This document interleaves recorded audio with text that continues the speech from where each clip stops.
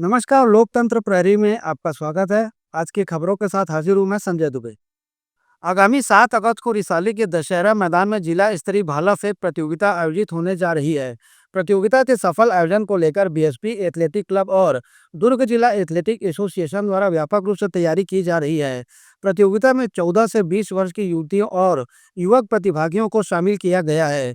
लोकतंत्र प्रहरी को आयोजन और इसके उद्देश्यों की जानकारी बीएसपी एथलेटिक क्लब के उपाध्यक्ष और बीएसपी ऑफिसर्स एसोसिएशन के महासचिव परविंदर सिंह ग्रेवाल ने दी।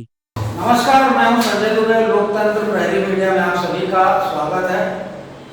एक लंबे अंतराल के बाद भिलाई में आगामी 8 अगस्त को जिला स्तरीय जेवलिन थ्रो या कहीं भाला फेंक प्रतियोगिता का आयोजन बड़े पैमाने पर रिसाली के दशहरा मैदान में किया जा रहा है। इसके आयोजक Bhilai steel plant athletic club और दुर्ग जिला एथलेटिक एसोसिएशन है। कार्यक्रम को लेकर के, प्रतियोगिता के आयोजन को लेकर के एसोसिएशन के पदाधिकारियों द्वारा बीएसपी एथलेटिक क्लब के पदाधिकारियों द्वारा विशेष तैयारियां की जा रही है। इसमें 4 वर्गों में ये प्रतियोगिता आयोजित की जा रही है, 14, 16, 18 और 20। तो किस तरह की प्रतियोगिता, इस प्रतियोगिता के पीछे क्या उद्देश्य है? क्योंकि पिछले कई वर्षों के पश्चात ये देखने को मिला कि भाला फेंक प्रतियोगिता जिले में आयोजित की जा रही है। तो हमारे साथ मौजूद है बीएसपी एथलेटिक क्लब के वाइस प्रेसिडेंट परविंदर सिंह जी। आइए इनसे जानने की कोशिश करते हैं कि इस प्रतियोगिता के पीछे क्या उद्देश्य है एसोसिएशन का, प्लस जो इसमें विजेता खिलाड़ी रहेंगे जो प्रतियोगिता में अव्वल आएंगे उनके लिए कौन सा प्लेटफॉर्म आने वाले समय में देखने को मिलेगा। जी सर, सबसे पहला सवाल करेंगे ये किया जाए कि काफी लंबे अंतराल के बाद इस तरह की प्रतियोगिता, हालांकि कई तरह की प्रतियोगिता आयोजित होती है, लेकिन ये जो भाला फेंक प्रतियोगिता है ये काफी सालों बाद देखने को मिल रही है। तो सर इसका विचार आप लोगों के मन में कैसे आया, कितने चरणों में आयोजित की जाएगी और क्या उम्मीद है आपको कितने खिलाड़ी इसमें शामिल हो सकते हैं, महिला और पुरुष? संजय जी, ये जेवलिन थ्रो की जो प्रतियोगिता है इसका शुरुआत मैं बताना चाहूँगा। शुरुआत हुई थी 7 अगस्त 2021 जब टोक्यो में नीरज चोपड़ा ने जेवलिन में गोल्ड मेडल लिया।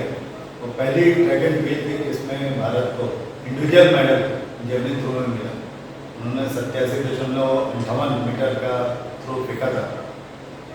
तो वो दिन था। उसके बाद एथलेटिक फेडरेशन ऑफ इंडिया ने विचार किया कि क्यों ना एक उस पर्टिकुलर डे पे एक ऐसा डेट डिक्लेयर किया जाए जिसपे लोगों को प्रोत्साहन के लिए एक प्रतियोगिता कराई जाए देश के स्तर पे। इसमें करीब करीब हमारी 32 स्टेट्स और यूनियन टेरिटरीज जो एफिलेटेड हैं एफआई से, वो सारे लोगों को एक निर्देश दिया गया कि हर एक साल 7 अगस्त को हम जेवलिन डे सेलिब्रेट करेंगे। इससे 2 फायदे थे। एक तो जो बच्चे हैं ग्रास रूट लेवल पर पूरे थ्रू आउट इंडिया में प्रतियोगिता में पार्टिसिपेट करेंगे, उनको जोड़ने का एक प्रयास था। दूसरा जो यूथ है, यंग एथलीट है, उनको प्रोत्साहन देना था कि आप जेवलिन थ्रो करिए। जेवलिन थ्रो में भी बहुत सारी संभावनाएं जो आज तक 2021 से पहले जो महसूस नहीं करते थे कि जेवलिन थ्रो में भी कोई स्टार निकल के आ सकता है, जो नीरज चोपड़ा के रूप में पहला जो एथलीट आया हमारा जेवलिन थ्रो में, वो था। तीसरा था कि इसमें ज़्यादा से ज़्यादा यूथ को खेलों के साथ जोड़ा है।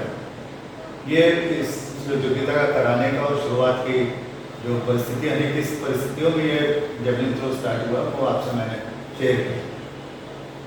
और भविष्य में इस चीज़ों को लेके 2 साल पहले हमारे बीएसपी एथलेटिक क्लब ने जेवलिन डे के दिन में एक प्रतियोगिता कराई थी। उसमें उतना पार्टिसिपेशन नहीं था, लेकिन जो 7 अगस्त 2025 को हम लोगों ने जो दशहरा मैदान रिसाली के मैदान में जो प्रयास कर रहे हैं कि ज़्यादा से ज़्यादा खिलाड़ियों को जोड़ा जाए। जिला के विभिन्न स्कूलों में भी इस चीज़ का मैसेज प्रसारित किया है। मेरे रवि राजा सेक्रेटरी हैं अपना दुर्ग डिस्ट्रिक्ट के, और रिकेश सेन हमारे जो रिसाली के विधायक हैं, रिसाली विधानसभा के विधायक हैं, वैशाली नगर विधानसभा के विधायक हैं, वो इसके एथलेटिक्स डिस्ट्रिक्ट एथलेटिक एसोसिएशन के अध्यक्ष हैं। ये सारे हम सब मिलकर कोशिश कर रहे हैं कि करें हम लोग इस पर ज़्यादा से ज़्यादा बच्चों को जोड़ पाएँ।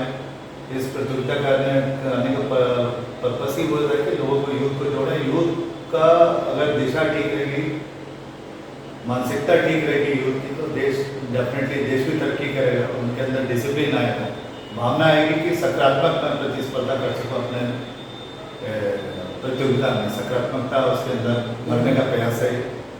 और बीएसपी एथलेटिक एसोसिएशन से भी हमारा एक अनिरुद्ध करके एथलेटिक प्लेयर है, लॉन्ग डिस्टेंस रनर है, वो भी बीएसपी एथलेटिक क्लब का सेक्रेटरी है। और सुनील कुमार नायर हैं, सीनियर सेक्रेटरी हैं डिस्ट्रिक्ट के। विनोद नायर हैं, इन्होंने भी मतलब काफ़ी बच्चों को ट्रेन किया, करीब 150-200 बच्चे पुलिस में फॉरेस्ट विभाग में काम कर रहे हैं।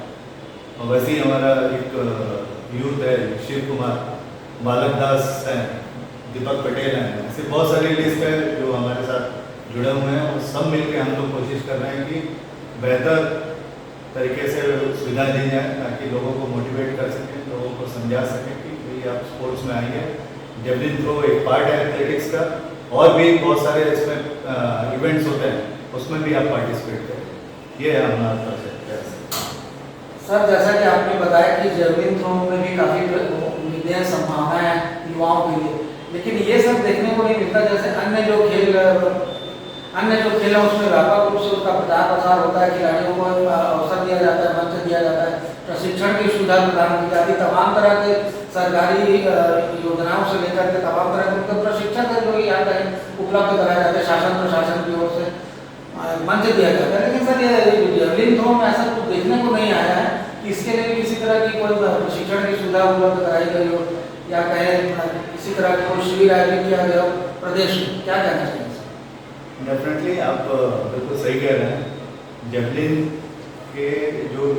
का जो इवेंट है, इस इवेंट में पार्टिसिपेशन कम था, लेकिन 2021 के बाद 7 अगस्त 2021 के बाद नीरज चोपड़ा के गोल्ड मेडल लेने के बाद राष्ट्रीय इंटरनेशनल लेवल पे, अंतर्राष्ट्रीय स्तर पर जब एक सितारा चमका भारत के आसमान में, तो लोगों को भी लगा कि भाई ये भी एक इवेंट है जिसमें हम मेहनत कर सकते हैं।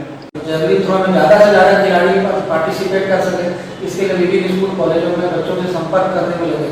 तो सर मेरा सवाल यहाँ पे ये आता है कि क्योंकि आप लोगों द्वारा संपर्क किया जा रहा है, निश्चित रूप से प्रतियोगिता सफल होगी, इसमें कोई दो मत नहीं। लेकिन सर अचानक किसी को कहा जाए कि आप भाला फेंकने आप खड़े हो जाइए, ना सर उसे किसी तरह का कोई प्रशिक्षण दिया, ना सुविधाएं दी गई, ना उसके मापदंडों के बारे में बताया गया, तो सर लगता है कि कहीं ना कहीं इससे बच्चे जो इसमें पार्टिसिपेट करने में परेशानियों का सामना करना पड़ेगा। बिल्कुल आपने ठीक कहा। ये हमारा पहला प्रयास है, संयुक्त प्रयास है बीएसपी एथलेटिक क्लब और डिस्ट्रिक्ट एथलेटिक एसोसिएशन का। इसमें प्रयास 2 लेवल का प्रयास है। एक, स्कूल के स्तर पे लोगों को ये बताया जाए कि एथलेटिक्स में जेवलिन एक इवेंट है जिसपे बहुत सारी भविष्य में संभावनाएं छुपी हुई है। इसमें प्राइज मनी में फ्यूचर में बढ़ेगा, और अभी नई स्पोर्ट्स की गाइडलाइन आएंगी जिसमें जितने भी अगर कोचेस हैं वो रजिस्टर्ड नहीं होंगे तो कोचिंग नहीं दे सकते। ऐसी बहुत सारी चेंजेस अभी भविष्य में और होनी है एथलेटिक फेडरेशन ऑफ इंडिया में। उसी के माध्यम से हमने अभी डीओ को डिस्ट्रिक्ट एजुकेशन ऑफिसर से रिक्वेस्ट किया था।